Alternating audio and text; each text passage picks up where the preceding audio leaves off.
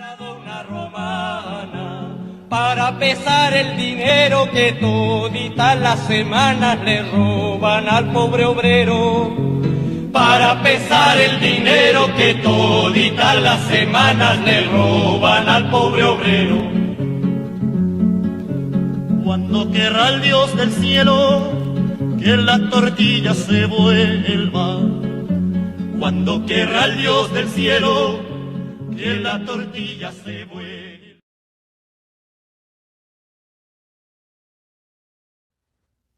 In the fabric of history, the name Ricardo Falcon, also known as El Soldado de Colorado, stands as a tribute of unshakable dedication and the pursuit of justice.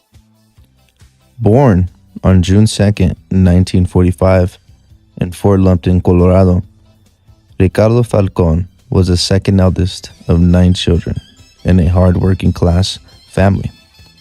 They, like many other immigrant families in that area, toiled the sugar beet fields, enduring low wages and deplorable working conditions. Despite the challenges, Falcon witnessed the toll of farm labor on his community and classmates, who most had to drop out of school in order to help their families. Falcon, with the support of his family, graduated from Fort Lumpton High School with honors in 1963, an excellent student and champion wrestler.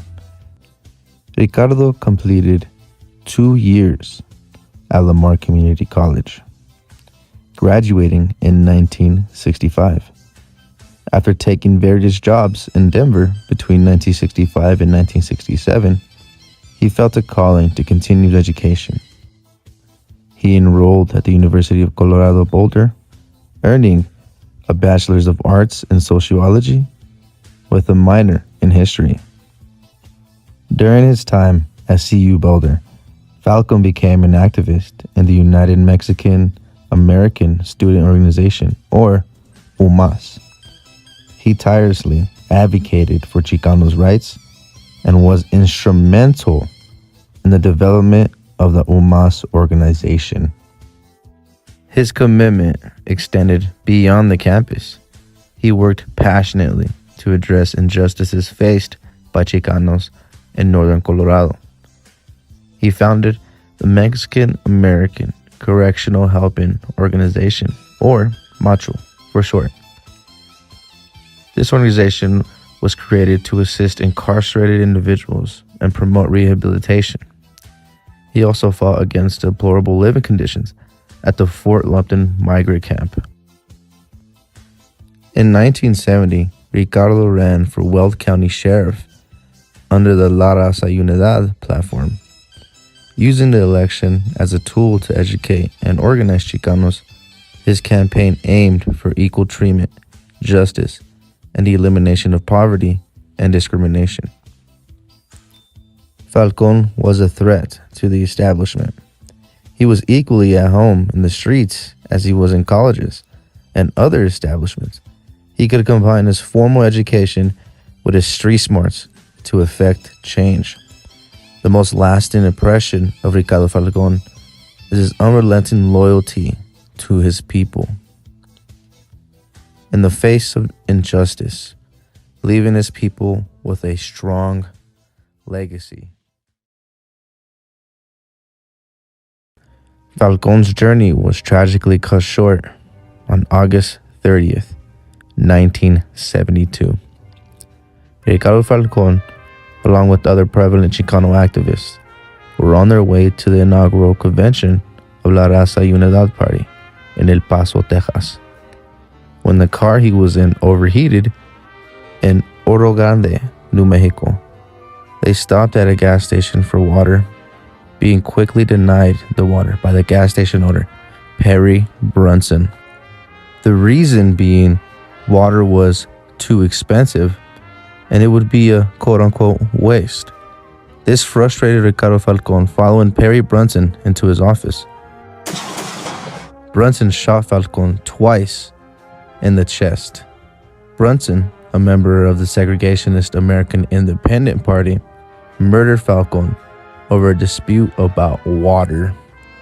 Falcon bled to death, and Brunson faced manslaughter charges, but was quickly acquitted by an all-white jury, of course.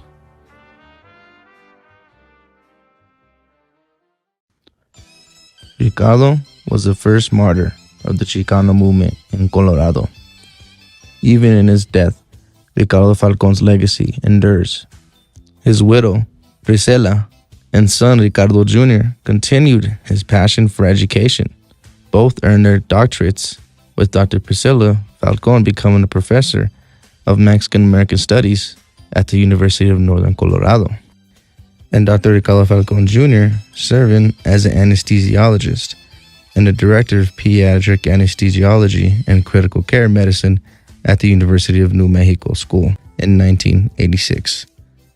Anthony J. Garcia, or Tony Garcia, wrote a play called The Day Ricardo Falcon Died, showing that Falcon will live on in the hearts of many. Every year, the Chicano community gathers to commemorate the life and legacy of Ricardo Falcon, known as El Soldado de Colorado.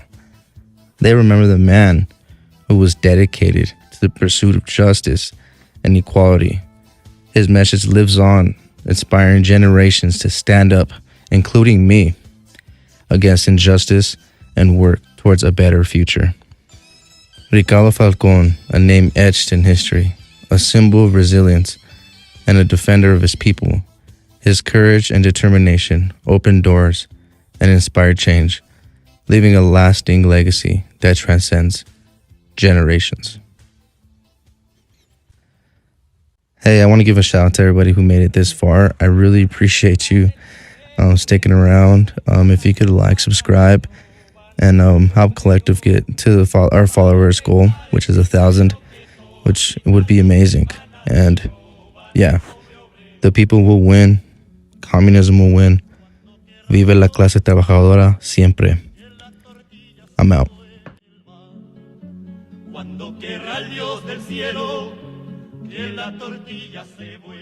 Members of the Chicano community are celebrating the life of a man who played a big part in the Chicano movement, which advocated for civil rights for people with Mexican descent in the U.S. Ricardo Falcon was killed 50 years ago while traveling to the La Raza convention. Photojournalist Alex Castillo takes us to Fort Lupton, where people honored him today.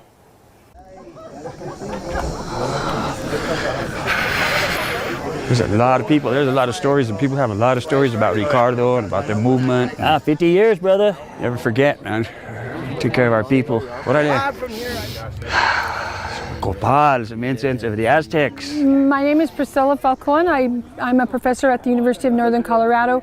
I teach in the Chicano, Chicana, and Latinx Studies Department, and we are here in Fort Lupton at the Hillside Cemetery celebrating the 50th anniversary of the death of Ricardo Falcon. Tankashla, Wakantanka, grandfather creator. We ask for your guidance today. We pray for Ricardo Falcon's familia. And over the generations, the example that Ricardo led, his goal was always about education, and that instead of being excluded from education, Chicanos should be included in education. See the hawk flying above, circling? Ricardo's right here with us. His soul still lives with us. His words still live with us. His fight still lives with us. We still have to keep fighting. We are becoming a very multicultural society, and for the most part, institutions have little understanding of the needs of Chicano students. And if we want Chicano students to succeed, we need to have more of an acclimation and an understanding of what that culture is all about. I am honored to be here. To be here with my brother. I will live for my gente, because my gente is our future. And we have to keep our brown color proud. This Tuesday will mark 50 years since the day of Falcon's death. Earlier this year, he was chosen Alumnus of the Year at Lamar Community College, where he graduated in 1965.